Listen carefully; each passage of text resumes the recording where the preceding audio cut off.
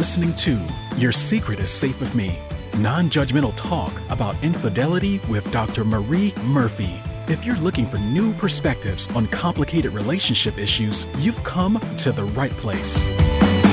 Days go by, they're crawling by. Hi, everyone. I'm Dr. Marie Murphy, and I'm a non-judgmental infidelity coach. If you are engaging in anything you think counts as infidelity, I can help you deal with your feelings, clarify what you want, and make decisions about what you're going to do. No shame, no blame, no judgments. A lot of the so-called advice out there for people who are cheating is little more than thinly veiled judgment, but that is not what I provide. I give you guidance and support that respects the fullness of your humanity and the complexity of your situation, no matter what you're doing. Resolving your infidelity situation in a way that is truly right for you is possible, and it is very worthwhile for you to invest your time and energy into doing this. The rest of your life, beyond the drama and difficulty of your infidelity situation, is waiting for you. So when you're ready for some relief and a clear path forward, let's get to work. We can either work together one-on-one via Zoom, or you can enroll in my self-guided course, You're Not the Only One. To get started working with me in either of these ways, go to my website, mariemurphyphd.com. Okay, the title of today's episode, Affair Relationships Can Last a Lifetime, is a little bit like romantic or literary, I guess. I don't know. What I'm going to address today is the idea that relationships that start as affairs and transition into non-affair relationships either don't or can't last very long.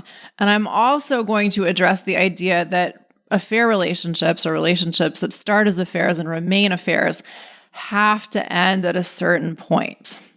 And then, after I talk about those topics, I'm going to answer a question from a podcast listener that pertains to something completely different. So let's start with the idea that relationships that start as affairs cannot successfully transition into non-affair relationships. A lot of folks I talk to are either convinced that relationships that begin as affairs or begin as infidelity situations of some form or another are doomed to fail. Also, some people aren't exactly sure that these kinds of relationships are doomed to fail, but they're pretty worried that they might be. And there are 3 common reasons people cite when they tell me that they're sure of this or concerned about this. And the first reason is that they think, or they've heard, that relationships that start as affairs are tainted because the relationship started in the context of something bad happening or the people involved in the relationship doing something bad. And that means that the relationship can never get onto normal footing, so to speak, whatever normal footing might mean. Because the relationship started with infidelity or as infidelity, the well has been poisoned and it can't be unpoisoned. That's the idea anyway. What I want you to ask yourself is, does this have to be true? And perhaps more importantly, do you want this to be true for your relationship? A lot of people may believe that relationships that start as affairs are tainted from the start and thus can never be quote unquote successful by any standards. But are they right? I can tell you what I think the answer to that question is, but I will also tell you that you have to answer that question for yourself, and here is why. If you believe your relationship is tainted, you will, in all likelihood, act as if it is tainted. What this might mean exactly, what acting like your relationship is tainted means in practice is up to you. But generally speaking, when we believe a relationship is doomed to fail, we do not behave as if it has a chance to succeed. We don't do the things that could allow it to succeed or flourish or thrive or however we want to put it. We are likely to sabotage the relationship in all kinds of weird ways, and we may not even recognize what we're doing in this department. And as a result, the relationship may not thrive, or it may not succeed, or it may not flourish. And it might indeed fail, whatever it means for a relationship to fail. And we may not recognize the role that our beliefs and our actions played in creating these outcomes. And that, as far as I'm concerned, is a total bummer. So if you believe that relationships that start as affairs are doomed to fail or can't possibly last or can't be successful or anything along those lines, and yet you're in a relationship that is an affair that you want to transition into a non-affair relationship, you may want to invest some time and energy into examining and shifting your beliefs in this department. Because if you don't, your beliefs may end up informing your actions in ways that you don't like very much. As our good friend Carl Jung says, until you make the unconscious conscious, it will direct your life and you will call it fate. I'll say that again because it bears repeating. Until you make the unconscious conscious, it will direct your life and you will call it fate. Or in other words, until you become aware of what you are thinking, what you believe to be true, and how your thoughts inform your actions, you may, through your own actions, continue to create outcomes in your life that you don't like, and you may labor under the illusion that this is beyond your control. Thus, I want you to consider that your beliefs about what is possible when it comes to relationships that start as affairs matter a lot more than what I see in my coaching practice. But I will tell you that what I see in my coaching practice is that relationships that start as affairs absolutely do work out. Sometimes. They don't always, but sometimes they do. And after all, not all relationships that don't start as affairs work out. So it's not all that surprising that relationships that start as affairs don't always work out as they transition into non-affair relationships. But I really want you to know that I regularly see relationships that start as affairs or start in the context of some sort of infidelity happening evolve into non-affair relationships that the involved parties are very happy with. This is definitely a thing, and it can and does happen. Furthermore, there's no objective reason why relationships that start as affairs are doomed to fail. We've got to remember that at the end of the day, the behaviors that we think of as infidelity are neutral until we give them meaning. If a relationship between two people begins when one or both of those people is involved with someone else or is, doing something that violates a commitment that they've made to someone else, violate is a really strong word, but bear with me here. The language we have to use to talk about infidelity is inherently loaded. Even if people are doing these things that we typically think entails infidelity, that's only the case because we think so. The actions that comprise what we think of as infidelity are not inherently meaningful. They don't have absolute meaning. Whatever people are doing that we think counts as infidelity are just a set of facts that we tend to assign meaning to, right? And of course, we do often assign meaning to the behaviors that we think count as infidelity. We think of those behaviors as infidelity, and we tend to assume that infidelity is inherently bad. But none of this is the case in any absolute sense. Furthermore, even if you recognize all of this and you don't think that infidelity is all that great because you don't want to think that infidelity is all that great, which is fair enough, it may still be helpful to remember that romantic relationships begin under all kinds of circumstances, some of which we might consider complicated or loaded or less than ideal, right? Even if infidelity is involved, we can still think that sometimes romantic relationships start in sort of delicate circumstances, I guess, right? And you don't have to make this into a terribly big deal. You don't have to make the circumstances in which your relationship began into a really big relationship-defining thing. If you want to, you can make the present and the future of your relationship matter a whole lot more than a few details of the past, right? Now, the second common reason why people often tell me that affair relationships are doomed to fail goes like this. Some people tell me that affair relationships, by definition, are running off of new relationship energy or limerence, right? And interestingly, we often think that new relationship energy or limerence has sort of like an expiration date on it or a time limit on it. But sometimes people think that affairs are always running off of new relationship energy, right? I'm not saying they're right. I'm just saying this is an idea that I hear a lot. Or people will sometimes tell me that affair relationships are only enjoyable because of the new relationship energy or limerence that they're experiencing. And therefore, people sometimes think the affair relationship will fizzle out once it is not an affair relationship anymore. Now, there is quite a lot that I have to say in response to all of that.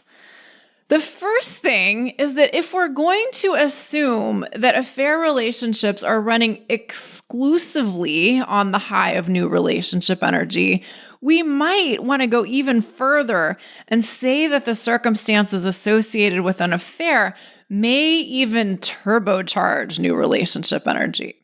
Or we might say that limerence within an affair is like limerence on steroids.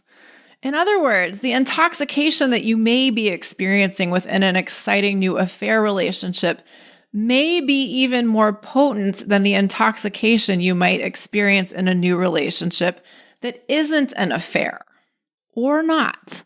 There's no way for us to conclusively prove this or disprove this, right? It's fascinating to me that we often don't allow ourselves to just enjoy the excitement of a new relationship without questioning it. That's not to say that we don't want to kick the tires when we're totally intoxicated, but it is fascinating to me that we have to come up with ways to discount in highly technical terms sometimes the enjoyment of the beginning phases of a really wonderful new relationship, right? Ironically or not, if we're going to talk about the excitement associated with new relationships, we might also want to consider the excitement that goes along with infidelity, and we might want to consider that there could be a powerful interaction effect between these two distinct yet sometimes overlapping flavors of excitement, right? So I say this to kind of poke fun at the idea that, there's a really definite way to think about new relationship energy or new affair energy. But I also want to make it clear that I do think it's a good idea to be aware of the possibility that you may feel some very, very potent excitement in relation to your new or not so new affair relationship. And with that, you may effectively be pretty high off of your affair relationship. I do think it's wise to be aware of that. And it's also wise to be aware that sometimes when we're high, we can make really good decisions. And sometimes it's just not a good idea to make decisions when we're intoxicated effectively. But here's the thing. I don't think it's necessarily wise or helpful to assume that your enjoyment of your affair relationship is just about new relationship energy, or it can be chalked up only to limerence, or even to the combination of affair-related intoxication and the intoxication of newly being involved with someone great. Interestingly, and to that point, it's very interesting to me that some of the people who express concern that their affair relationship is only fulfilling because of the high of new relationship energy have been in their affair relationship for quite a few months or even a few years. And also very interesting to me is that when I point this out to people, they often love to tell me that there are all of these studies about how long new relationship energy lasts or how long limerence lasts. And then they love to explain to me how those numbers don't really apply to them because they don't get to see as much of their affair partner as they would like to. So therefore, their thinking goes, the limerence phase of their affair relationship is lasting longer than it would if their relationship weren't an affair, right? So, their reasoning sometimes goes, they are obviously still in the throes of new relationship energy, and therefore they can't possibly make decisions about whether or not they want to pursue a non-affair relationship with their affair partner because A, they aren't thinking clearly, and B, because once the new relationship energy wears off, the affair relationship won't be any good anymore. Whew, that's quite a mouthful, right? Or that's quite a brain full of thoughts. But this is quite seriously and quite literally what some people present to me. This is what some people are thinking when they come to me to figure out what they want to do about their infidelity situation. And I'm not judging that. So let's see if we can approach these kinds of ideas in a way that helps us disentangle a few things. Again, although I do think it is important to be aware of limerence and new relationship energy, and it's important to be aware that being in an affair relationship can be extra exciting, I think we need to be cautious about assuming that there's any way to know exactly how these experiences work or states of being work, and assuming that we can know exactly what their impact is. So for instance, assuming that new relationship energy lasts for a very definite and specific length of time may not be all that helpful. And trying to change the math on that and apply it to an affair relationship may not be all that helpful either. Also, it may not be helpful to assume that once new relationship energy fades, or the excitement associated with a new connection fades, there won't be anything enjoyable about the relationship anymore. Similarly, it may not be helpful to assume that a relationship that starts as an affair won't be satisfying once it's a plain old ordinary relationship and not an affair relationship anymore. This does not have to be true. A lot of people assume that it is true and that by definition, this is just how it works. But it doesn't have to be true. And to echo what I said earlier, if you believe this is true, you may end up behaving in ways that prove you right. And you might not want to do that. So I'll say it again. It is not true in any absolute sense that affair relationships cannot be exciting beyond the new relationship energy phase or beyond the affair bubble. Can affair relationships fizzle out after an initial period of excitement or after transitioning into a different sort of relationship? Yes, sure they can. But that's true of non-affair relationships too. Sometimes we get involved with someone and initially it's really exciting. It's incredibly amazing. And then the initial high starts to wear off and we say to ourselves, wait, what exactly did I see in this person? I don't want to continue a relationship with this person at all. What in God's name was I thinking? But just because there's a possibility that that could happen doesn't mean that it's a certainty. After all, without new relationship energy or the excitement of being involved with someone great, we might never begin a relationship that has the potential to turn into something that is great over the longer term. Yes, the initial high might fade in some ways, but it has the potential to give way to other great experiences or other great chapters of the relationship. And I think that's especially true if we're willing to actively invest in making a relationship great, right? And great can mean a lot of different things. I'm using overly vague language on purpose here. In general, I think it's fair to say that relationships that are effortlessly great in the beginning aren't always effortlessly great forever, right? So if your expectation is that a relationship will be as effortlessly great as it is in its exciting beginning phase forever, you may indeed be quite disappointed. But on the other hand, if you're willing to take responsibility for actively cultivating the kind of relationship you want to have, you don't have to worry about new relationship energy fizzling out. You can create the next great phase of your relationship even if it's great in a different way, right? You can parlay the excitement of your new relationship into being excited about having an ongoing committed relationship with your person, if that's what you want to create with them. A related concern that people mention pretty often is that they're afraid of making decisions about their infidelity situation because they're afraid the high of their affair relationship could be clouding their thinking. Sometimes people are concerned that they can't think clearly at all about what they want to do about their infidelity situation because they think they might be totally and completely drunk on new affair excitement. Again, I know I've said this a few times already, but it bears repeating.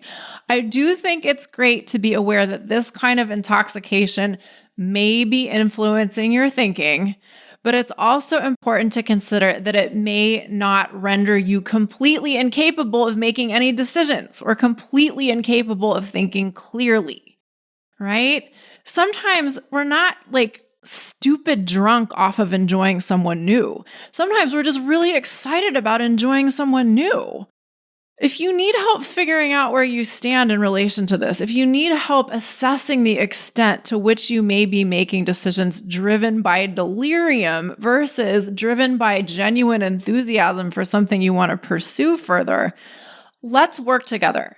This is something I can help you assess, and sometimes it really helps to have a neutral third party who can help you look at your relationship and your own thinking about your relationship in a clear-eyed way.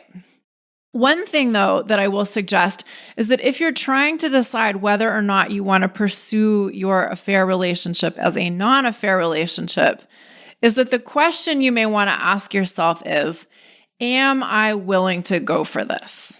Or am I willing to do whatever I can to give this relationship a shot?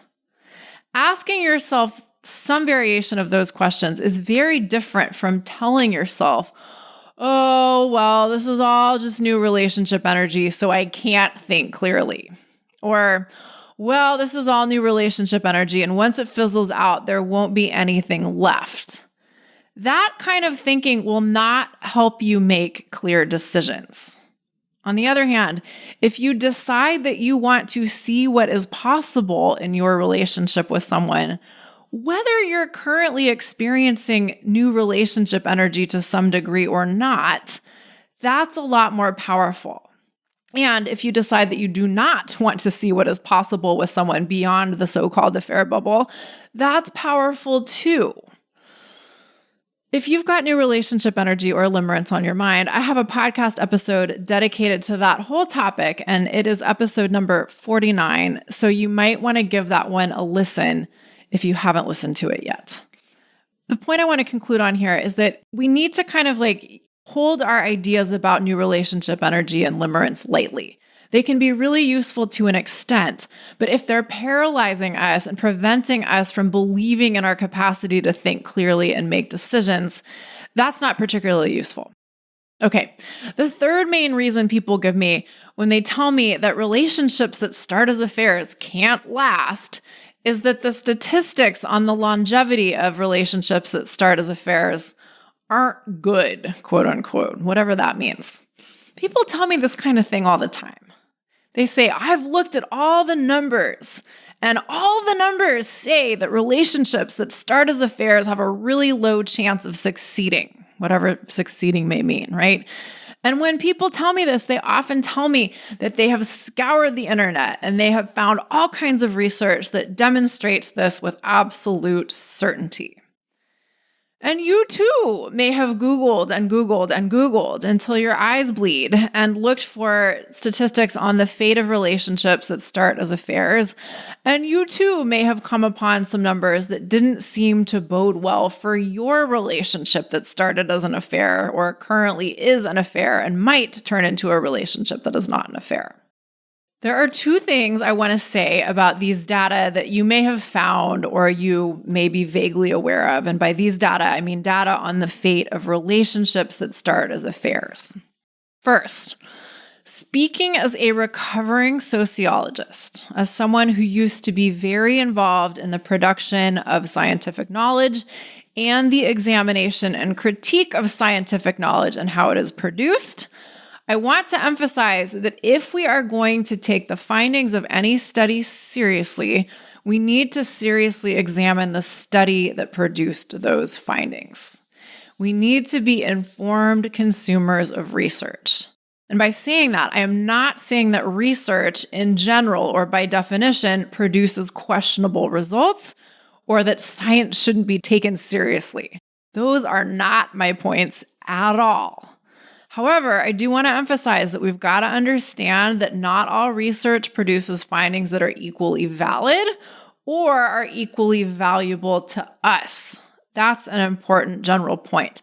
And it's also important to point out that a lot of times when people are like Googling and finding quote unquote research, what they're really finding is findings from other people's studies that are taken out of context and used to make another writer's point, right? So the intentions of the researchers may be like totally diluted by the point you read them on the internet. So just keep that in mind. Also, even more specifically, it's hard to get good data on behavior that is conducted secretly or behavior that is stigmatized or both. And of course, affair relationships or even relationships that start as affairs and then transition into non-affair relationships may fall into those categories. That's not to say that it's impossible to get good data on affair relationships, but there are some significant challenges associated with doing so. Also, it's important to be aware that researchers' own biases may inform their study design. That certainly happens. And again, although this isn't a reason to distrust research writ large, it is important to consider when we're looking at research on stigmatized behaviors.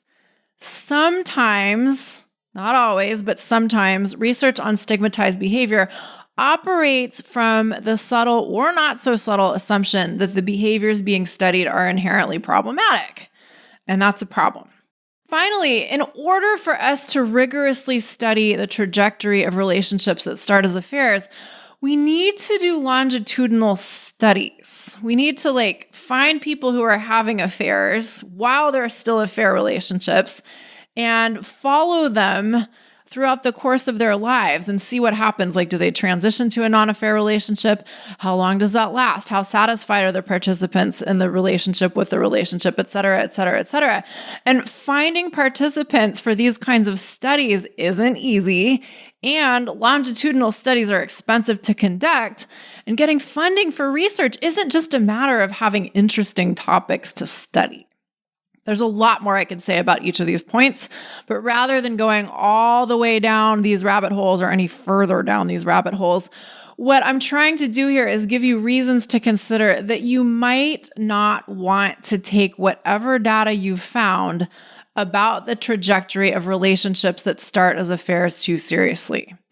Unless, of course, you have rigorously examined the studies that produce the data you're looking at and you are satisfied with how the research was done, right? Okay. Perhaps even more importantly than scrutinizing the studies that produce findings on the fate of affair relationships or relationships that start as affairs, even if all of the studies on the fate of affair relationships that have been conducted were well designed and their findings were valid and the participants included in the studies were representative of a population that is relevant to you, and even if all of these studies demonstrated that there is a low chance of a relationship that starts as an affair turning into a relationship that, say, lasts for more than 5 years and is considered a happy one by the participants in the relationship, this does not matter. And here's why. Research of this kind describes what has already happened. It doesn't tell you what's going to happen, and it certainly doesn't tell you what has to happen. Even if every single relationship that's ever started as an affair didn't work out, quote unquote, whatever that may mean, before you had your relationship, that doesn't mean that your relationship that started as an affair can't work out. It can.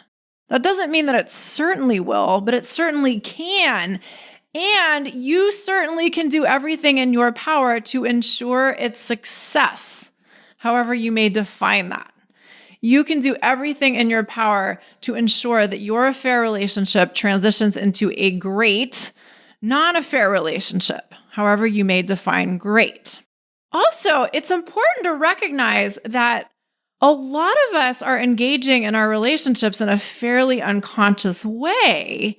And what this means is that if studies find that relationships that start as affairs are likely to, quote unquote, not succeed, what these studies are capturing is what happens when people engage in relationships that started as affairs in a fairly unconscious way. Or perhaps what they're capturing is what happens when people engage in their relationships in what I'll call an expectation-driven manner. If people are engaging in relationships from the standpoint of thinking that the relationship needs to provide excitement, or the relationship needs to make them happy, or the relationship otherwise needs to deliver something to them without them having to do much to actively create what they want to experience, people may be disappointed, and they may end their relationships from this place of disappointment, right?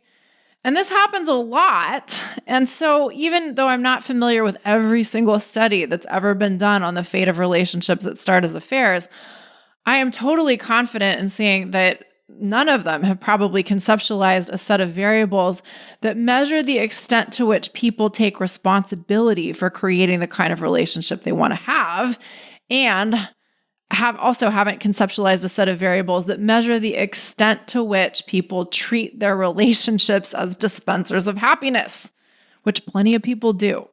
So, if you have been looking at statistics on the fate of relationships that start as affairs and worrying about what those numbers mean for you, I want to suggest that they don't have to mean anything for you.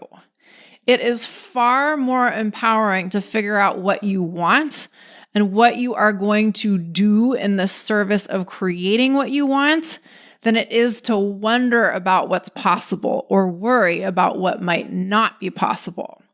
And for more on this topic, for more on the topic of transitioning from an affair to a non-affair relationship and creating what you want rather than worrying about what might not be possible, you may want to listen to episode 115, which is called From an Affair to a Non-Affair Relationship. Okay, let's switch gears and talk about long-term affairs and whether or not it's possible for affair relationships to flourish and last for a long time as affairs. Before I go any further, I want to mention that everyone's idea of what counts as a quote-unquote long time varies. People have very different ideas about what counts as a quote-unquote long-term affair. Now, in a way, this is fine because it doesn't really matter how long counts as a long time for an affair to go on, right? What matters is that people sometimes say they've been engaging in their affair for a quote-unquote long time, and therefore, there's no way it can possibly continue because it's already gone on for a long time. And therefore, they must be reaching the natural limit of the affair relationship because obviously, affair relationships simply can't go on past a certain point. Now, I agree with part of this. On one level, all relationships end at some point. Assuming we all die, which as far as I know we do, all of our relationships are going to end, or at least they're going to end in the way we're currently engaging in them. I am totally agnostic about what happens after our physical bodies die, and with that, I'm open to the possibility that on some level, our relationships might continue forever, but that's not the angle I'm operating from right now. What I mean for right now is, in terms of how things work on the level of our physical human existence, all of our relationships will come to an end of sorts, right? Maybe the end happens because someone dies, or maybe the end comes because of decisions we make or decisions someone else makes. But everything that has a beginning also has an end. But none of that means your affair relationship has a predetermined lifespan or necessarily needs to come to an end at any particular point. For better or worse, there aren't any good studies that I know of that attempt to establish the average length of time affairs last or any studies that attempt to capture the range of time affairs last for. So while folks who are searching for statistics on the fate of relationships that start as affairs may be able to find some numbers that seem discouraging, folks who are wondering about how long affair relationships can last as affairs may not be able to find any statistics at all, should they look for them. And that might be a good thing. To reiterate what I said earlier, rather than looking for proof that what you want is possible or some kind of proof that it isn't possible, I encourage you to consider that it might be a lot more productive to get really clear on what you want and what you're willing to do in the service of what you want. So more specifically, rather than trying to figure out whether your long-running affair might have to end at some point, I encourage you to get really clear on whether you want your affair relationship to continue or not. And this is something I talk a lot more about in episodes 155 and 156, which are called Nurturing a Long-Term Affair Part 1 and Nurturing a Long-Term Affair Part 2. What I see among folks I work with is that some affairs do last for years or even decades. What's more important for me to share is that people experience varying degrees of torment within longer-term affairs. So for example, some people's affairs last for what I'll call a long time, meaning multiple years or more, because they can't really bring themselves to make decisions about their relationships, even though in theory they don't really want to be engaging in infidelity. Being in that kind of a situation has the potential to be pretty torturous. Being quote unquote stuck in a long-term affair or thinking that you're stuck in a long-term affair usually isn't pleasant. But on the other hand, some people choose to maintain long-term affairs and they do so for reasons that they like, and they intentionally enjoy what they love about their choices, and they intentionally deal with what they don't love about their choices. And this can work out pretty well. What I want to suggest is that affairs don't have to have any sort of natural expiration date. And even if you don't see examples of long-term affairs, that doesn't mean they don't happen. They absolutely do. But even if they didn't exist, that doesn't mean that you couldn't have a long-term affair.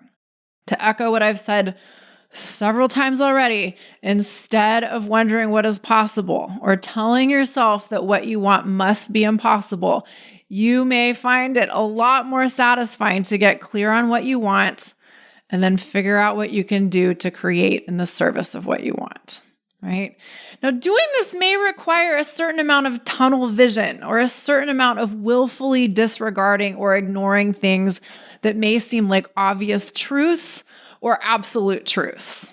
Like, for instance, if you've Googled all the statistics on the fate of relationships that start as affairs, you may not think that it's even possible to ignore whatever numbers you've seen. But it is possible. Now, sometimes people think that there's great danger in doing this, great danger in tuning out or ignoring things that seem like obvious or non-negotiable truths. And I agree that there can be danger in doing this, but I don't think there always is. And in fact, if we want to live our lives to the utmost, we may have to willfully ignore a lot of taken for granted ideas about how things should be, right? On the subject of finally, the last thing I'm going to say about long-term affairs is that sometimes people tell me that the reason why an affair can't last forever is because everyone who has an affair gets caught eventually, right? And people tell me this as if it is a for sure thing. But is it? To my knowledge, it isn't. I don't know everything, so I'm totally willing to allow for the possibility that there's something very important going on that I don't know about, right? But what I have seen is that plenty of people who have affairs, including long-term affairs, do not get caught. People do get caught, to be sure. But as far as I know, not everyone does. And I think I'm in a better position to observe trends in this department than a lot of other people are. But yet, this idea is out there. The idea that everybody who cheats gets caught eventually is definitely out there. And you may have absorbed this idea. And if you have absorbed this idea, you are going to have to intentionally deal with it if you want to carry on a long-term affair and actually enjoy it. Because otherwise, what's the point? You may want to recognize that there is a possibility of getting caught. And thus, you may want to do everything you reasonably can to prevent that from happening. And then from there, you may want to employ a little tunnel vision and focus on enjoying your affair rather than worrying about the risk of getting caught. Or if you do believe in your bones that everyone who has an affair eventually gets caught and you are not interested in changing your thinking about this and you don't like the idea of getting caught, you can quite simply end your affair. That's obviously an option that's available to you. Okay, in summary, when it comes to relationships that start as affairs and relationships that continue as affairs for a quote unquote long time, whatever that may mean, I encourage you to focus on clarifying what you want and dedicating your energy to creating what you want, rather than worrying about what might be possible or believing that certain things are impossible. And of course, if you want my help with this, if you want my help navigating the transition from an affair relationship to a non-affair relationship, or if you want my help maintaining a long-term affair, let's work together. Now, let's turn to a question from a podcast listener that's on a completely different topic. Here's the question. I am 2 years post-discovery. My husband made me delete my Snapchat and Instagram. I refused to allow him to make me delete my TikTok because it was not a means of communicating with my affair partner. I've cut off ties, although I long for him.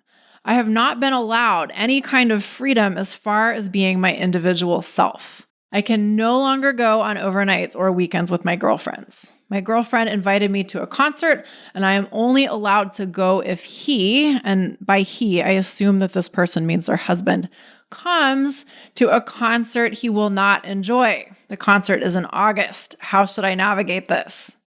Okay, there's a lot going on here, and I'm assuming that this person's question is, how should they navigate the concert situation? I don't know how you should handle the concert. I can help you decide what you want to do about the concert situation. But in order to help you in that way, I have to actually talk with you. That's what the coaching relationship is for.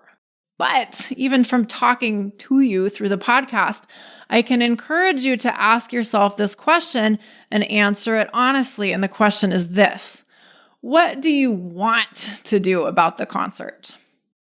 What if this isn't about shoulds? What if this is about what you want? And when I say that, I'm talking not only about the concert, but your situation as a whole. My guess is that you, the person who wrote this question, want to go to the concert with your friend and without your husband. And if I'm right, here's my question for you. Why not just tell your husband you're going to go to the concert without him? Now, here's the thing. The asker of this question said that their husband has made them do certain things. If that is the case, if you are the person who asked this question and your husband has effectively made you do things you haven't wanted to do, whether by force or by threat, then it is probably time for you to seek out a different resource. If someone is literally forcing you to do things that you don't want to do, stop listening to this podcast right now and find a more appropriate source of help. And that's true for everyone who's listening to this who might be in this kind of position, right? However, sometimes we think that other people make us do things we don't want to do, but they aren't actually making us do anything. Sometimes we think we have to do certain things for other people, but we don't actually have to do them, even if they say we do. Now, again, let me stress that if someone is telling you that you have to do something or else they're going to harm you, that's important to take seriously, and that goes beyond the scope of the support I'm offering on this podcast. But outside of cases where you're being threatened in this kind of way, it's really important to recognize that you probably have more choice than you realize when you think that someone is quote unquote making you do something. For example, if someone tells you, if you don't delete your Instagram account, I will file for divorce, they aren't making you delete your Instagram account. They're telling you what they're going to do if you don't delete your Instagram account. Now, is it reasonable for someone to make the continuation of a marriage dependent upon their spouse deleting their Instagram account? Maybe and maybe not. That's not my call to make, and you may not want to get too wrapped around the axle on that question. If someone has decided that they really don't want to be married to you unless you delete your Instagram account, that's their choice. And now, if they've made that choice, you get to choose what you do in response to their choice. You could say, okay, I'll delete my account. I want to stay married, so I'll delete my account, even if I don't really love that idea. You could say, okay, fine. I'm not going to delete my Instagram account. So if that means we're going to get a divorce, then let's get a divorce. Or you could say, let's see if we can talk about this differently. Let's see if we can figure out ways to enable both of us to get more of what we want in this situation. And then we can talk about the Instagram account and the divorce and the whatever, right? It's important to remember that someone expressing a preference or setting a boundary doesn't mean they're making you do something. It's important to recognize that someone telling you what their bottom line is or what their deal breaker is doesn't mean you have to do what they want you to do. It's also important to consider that sometimes, not always, but sometimes, when someone says, you have to do this thing for me, what they're essentially saying is, I'm really hurt, and I think that if you do this thing that I want you to do, I'll feel better, and I think it's your responsibility to make me feel better, so I'm going to try to get you to do this thing. And when we don't understand that other people do not cause our feelings, not directly, this is a fairly reasonable thing to want. If we think that other people have the power to make us feel whatever feelings we feel, then of course we're going to try to get other people to change their actions so that we can feel better, right? I talk a lot about how to take responsibility for your own feelings and how to deal with other people's feelings in my self-guided course. You're not the only one. So if this is something that you'd like to work on or help sort out in your life, the teachings and assignments in my self-guided course will help you do that. But thinking about your partner's experience, if someone gets cheated on, they may not like that very much. And that's fair enough. If the person who submitted this question cheated on her husband and he's unhappy about that, we might consider that fair. And if the person who asked this question cares about her husband, she may care that he's upset. She may care that he doesn't like it that she cheated on her. And her caring about that may be reasonable and appropriate and good, so to speak. But caring about somebody else's feelings doesn't mean that we're responsible for their feelings. It doesn't mean we have to fix their feelings. And that is true even if we've cheated on someone and they don't like it, and we feel bad about what we've done, and we feel bad that they feel bad in whatever ways they do. Even if that's the case, even if that's what's going on, we still can't solve for their feelings. Only they can solve for their feelings. Is it perhaps fair and appropriate to do some things your partner requests of you after you've cheated on them? Yes, quite possibly. If you and your partner want to stay together after you have cheated on them, they may make requests of you. And on the one hand, it's fair for them to want whatever they want. For instance, if the question asker's husband wants her to delete her social media accounts, it's fair for him to want that. But that doesn't mean she has to do it. She might choose to do it, but there's a difference between choosing to do something because you're willing to do it for reasons that you consider good or good enough, and choosing to do something because you think you have to or because you think someone else is making you. And moreover, even when we do what our partner asks us to do, that doesn't mean they're going to feel better. So, if you want to stay in a relationship with someone you've cheated on, the question isn't, how can you fix their feelings? How can you make everything okay for them through your actions? The question is, how can you move forward in the relationship in a way that works for both of you? And what it sounds like to me is that you, the person who sent in this question, may have an opportunity on your hands that extends beyond dealing with the concert that's coming up in August.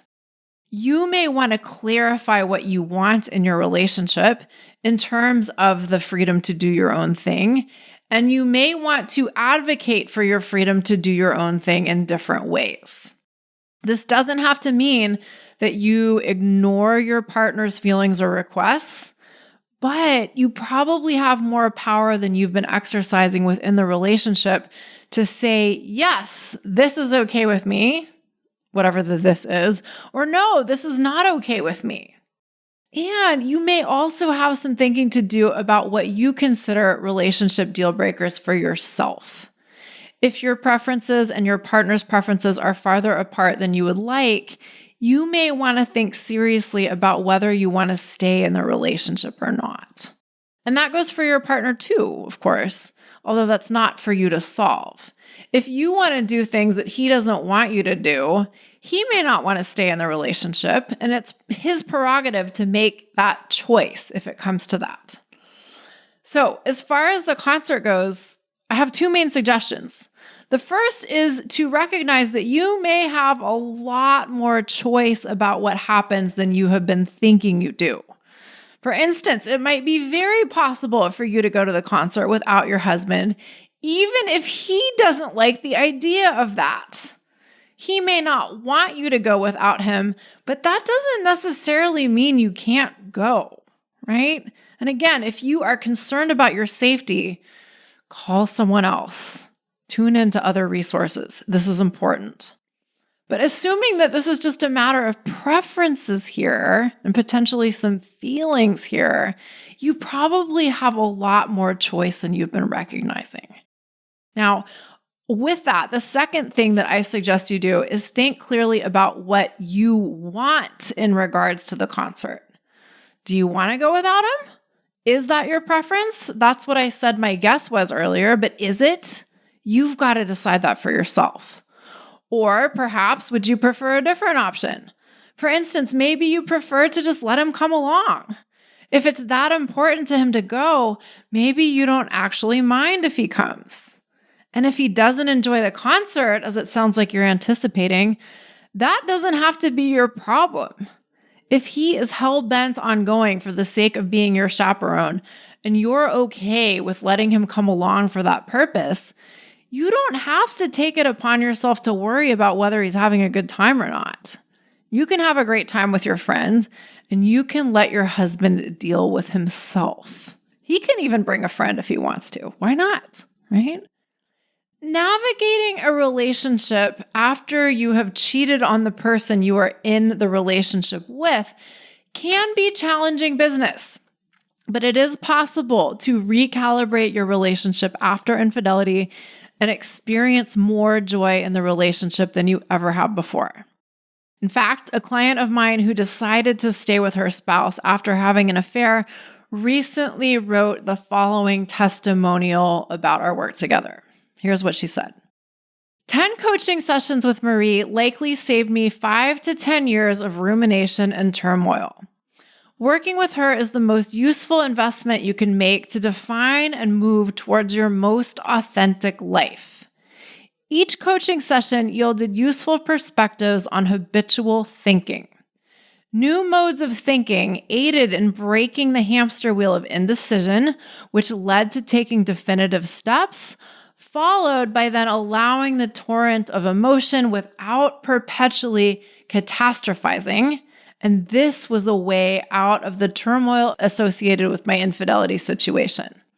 The most enjoyable part of coaching were those profound aha moments when I found new freedom by realizing that old thought patterns were not as true as they seemed to be. Ultimately, I changed my relationship with my ability to make decisions for my life. I decided to stay with my husband after I had an affair and be brutally real about who I am and what I need. We have found truer happiness together than we've ever experienced before. Having a coach with whom I could process my infidelity situation in safety was priceless. So thank you to the client who wrote this. And for everyone who is listening, it's really important to remember that having a great relationship with someone you've cheated on requires attention to your own preferences and priorities, not just your partner's preferences and priorities. All right, everyone. If you want my help dealing with your infidelity situation in a way that is truly right for you, I'm here to help.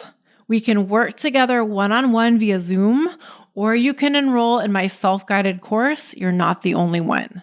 The way to get started with either of those options is to go to my website, mariemurphyphd.com.